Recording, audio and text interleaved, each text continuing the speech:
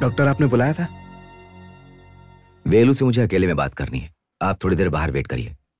Sorry. Mister वेलू, ये ऐसी बात है जो पेशेंट को नहीं बतानी चाहिए, उनकी फैमिली को बताना होता है। लेकिन आपके मामले में आपसे जो कहने जा रहा हूं वो आप सहन नहीं कर सकते हो। आपके फैमिली में ये कोई सहन नहीं कर पाएगा, क्योंकि वो लोग आपसे बहुत ज्यादा प्यार करते हैं। ये आप क्या बोल रहे हैं? एक्सीडेंट में आपको जो चोट लगी है, उसके बाद आप जो जिंदा बच गए हो, ये आश्चर्य की बात है। लेकिन ये खुशी आपके लिए परमानेंट नहीं है। हम लोगों का यह मानना है कि आप टेम्परेरी जिंदा बचे हो। हमारी गणित के अनुसार आप सिर्फ 6 महीने जिंदा रहोगे।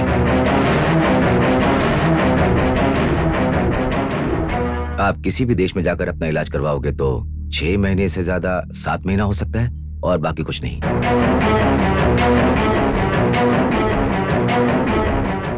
वेलू, मैं आपको ये बात बताऊं, ये जरूरी नहीं है। मैं इसलिए बता रहा हूं ताकि आपके जो बचे काम है वो आप कर लें, वो इस 6 महीने में पूरा कर लो।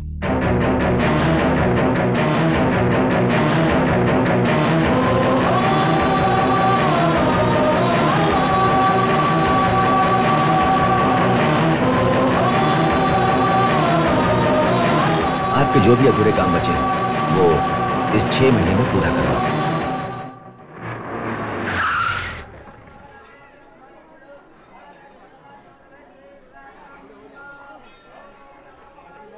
अब बता, तू हम लोगों को इतनी जल्दी मंदिर क्यों लेके आया है? आज हमारी श्वेता की शादी है। क्या कहा? हमारी श्वेता की? भैया। और वो रहे जीजा जी।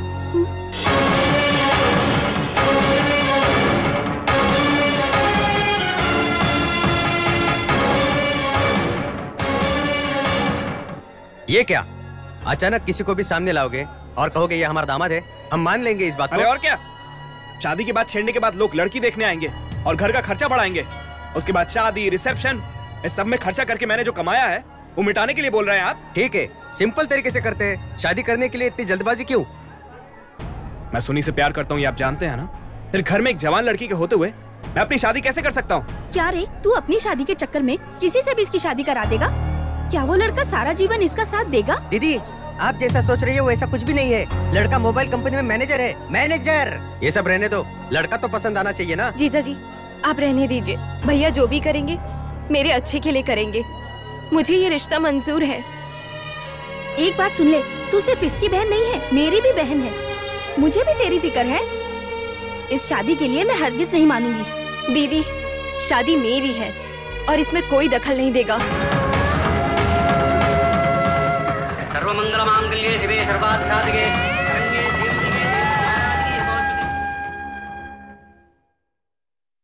साले साहब, मैं मंदिर में ही पूछने वाला था, लेकिन तुम्हारी बहन ने वहाँ बोलने नहीं दिया, मेरा मुंह बंद करवा दिया। क्या हमारे पास जायदाद नहीं है, धन दौलत नहीं है? उसकी मंदिर में शादी करवाने की क्या जरूरत थी? तुम हमेशा अपनी मनमानी करोगे। साले साहब, वो तेरी बहन होगी, लेकिन मेरी तो बेटी जैसी है। नहीं कर पाता तो मुझे बताता, मैं उसकी शादी करवा देता था। उसके बारे में बात करने की तेरी औकात नहीं है। तू अपने परिवार को अपने घर में रख के चला नहीं पा रहा है और मेरे घर में रख के अपना परिवार चला रहा है, हैं? किसी और की शादी क्या खाक कराएगा तू? रुको बेटी, वो बोलेंगे तो तुम चली जाओगे? ए वेलू। पापा, बहन का असली घर उसका ससुराल होता है। अब आपको इसके साथ रहना होगा। पापा, मैं आपकी बेटी हूँ। इस तरह से आपका अपमान मैं नहीं देख सकती, नहीं देख सकती। पापा, ऐसा नहीं हो सकता बेटी। इस तरह से हाथ मत जोड़िए। कभी भी इसके सामने इस तरह की बातें मत कीजिएगा। मैं आती हूँ। चलो चलते हैं।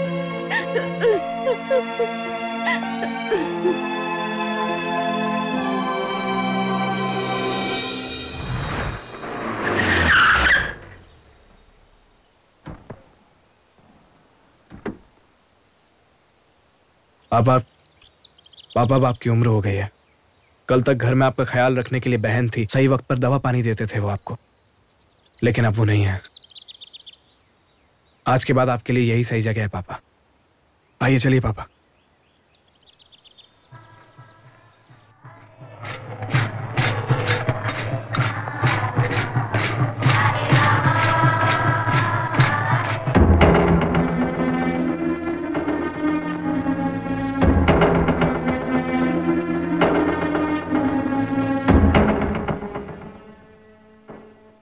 वेलू, अपना घर एक मंदिर जैसा है और उस मंदिर में तेरी माँ भगवान है। जैसे हम सबको उठाकर फेंक दिया वैसे उसको उठाकर मत फेंक बेटा।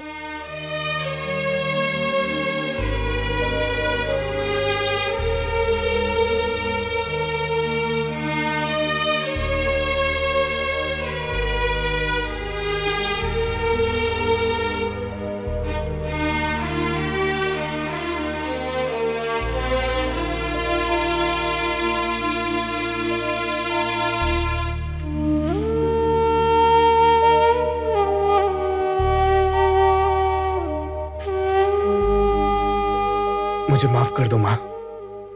मैं अगर पहले की तरह रहा और 6 महीने में मर गया तो पापा, दीदी, छोटी बहन पूरी जिंदगी दुखी होकर निकाल देंगे, इसीलिए मैंने ऐसा बर्ताव किया है।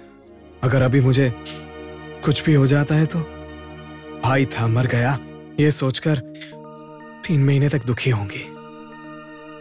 अपनी छोटी बहन अपनी जिंदगी जीना शुरू कर देगी, उसी तरह बड़ी बहन 2 महीने फिक्र करके अपने घर परिवार के साथ जीना शुरू कर देगी। और पापा सोचेंगे कि ऐसा बेटा होने से बेहतर है मर जाता, ये सोचकर वो चैन से जी लेंगे।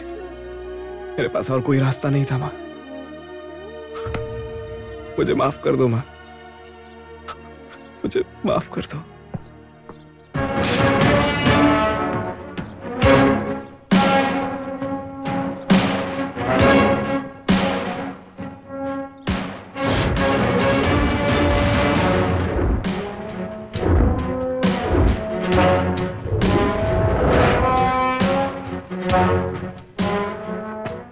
तूने अपने परिवार के बारे में जो फैसला लिया है उसी तरह अब तू अपने बारे में फैसला कर। कितने साल जिंदगी को जिया ये मायने नहीं रखता, जिंदगी में क्या किया ये मायने रखता है। छोटी उम्र में तू मरने वाला है, ये डर तेरे मन में तांडव कर रहा है। अच्छा एक सवाल पूछता हूँ, कोई ऐसा है जो 100 साल जिया हो, उसका नाम पता है? और वैसे भी इस दुनिया में कोई ऐसे इंसान का नाम बताओ जो 100 या 110 साल तक जिया हो और उसका नाम इतिहास के पन्नों में दर्ज है। जरूरी नहीं है। कम उम्र में कामयाबी हासिल करके मरने वाले आज जिंदा हैं, वो जनता के दिल में हमेशा जिंदा रहता है। वीर पडियर कट्टा बामन को जो फांसी पर लटकाया गया था तब उसकी उम्र 39 साल था। कोडिकात कुमरन जब इस देश के लिए जान दे रहा था तब वो 29 साल का था। हिंदू धर्म के बारे में पूरी दुनिया को बताने वाले स्वामी विवेकानंद की मौत 39 साल में हुआ था। वांजी नानक जब इस देश के लिए कुर्बान हुए थे तब वो सिर्फ 29 साल के थे। इतना ही नहीं, महाकवि भारती का नाम, जिनका नाम हम गर्व से लेते हैं, जब उनकी मौत हुई थी तब उनकी उम्र थी 39 साल। ये सभी लोग कम उम्र में मर गए लेकिन आज भी जनता के दिलों में जिंदा हैं। वो लोग खुदगर्ज नहीं थे, अपनी खुद की जिंदगी नहीं जी पाए। इस समाज की सुरक्षा के लिए उन्होंने अपनी जान की परवाह नहीं की। वो लोग तकदीर के भरोसे नहीं रहे, खुद अपनी तकदीर लिखा है। तो ये जो 6 महीने जीने वाला है उसमें अपनी तकदीर लिख ले, अपनी तकदीर बदल ले।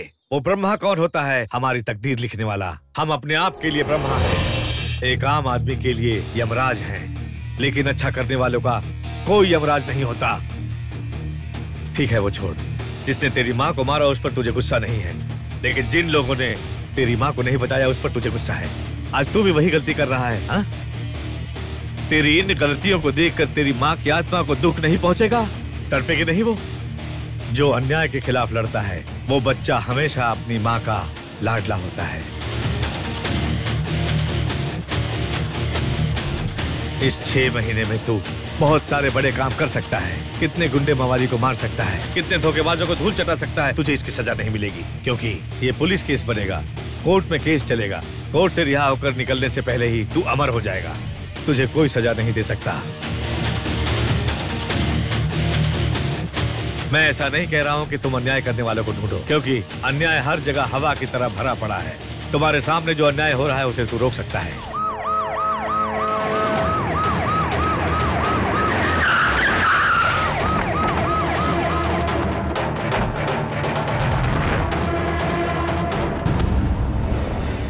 क्या सर, ये कोर्ट पे ले जाने की जगह यहाँ कहाँ लेकर आ गए हमें? यही है हम लोगों का कोर्ट। हमने यहाँ बहुत केसेस खत्म किए हैं। सर आप क्या बोल रहे हैं सर? मेरी कुछ समझ में नहीं आ रहा है सर। सब समझ में आ जाएगा। मैंने आपको सारी सच्चाई बता दी है सर, आप मुझे कोर्ट में लेकर चलिए सर। चुप बैठ।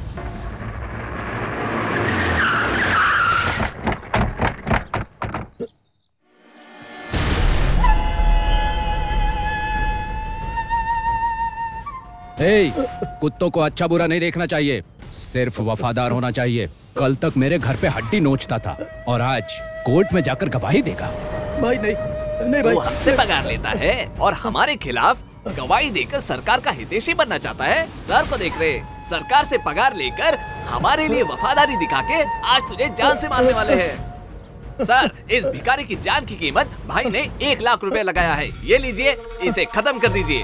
अभी खत्म कर देता हूँ। नहीं भाई, भाई जब पुलिस वाले किसी का एनकाउंटर करते हैं तो हम जैसे बेगुनाह लोगों को वहाँ नहीं रहना चाहिए। भाई आप जाइए। भाई मुझे माफ कर दो भाई मुझे माफ कर दो भाई। क्या भाई की रट लगा रखी है? उस वकील को मारने वाला वो नहीं, तू है। कोर्ट ले जाते वक्त तूने भागने की कोशिश की, इसलिए तुझे ठोक दिया। सर देखा, ये भी तेरी आंखों के सामने होने वाला अन्याय है। सर मुझे गोली मत मारिए सर, मुझे गोली मत मारिए सर, नहीं सर मुझे गोली मत मारिए सर, सर मुझे गोली मत मारिए, सर गोली मत मारिए मुझे।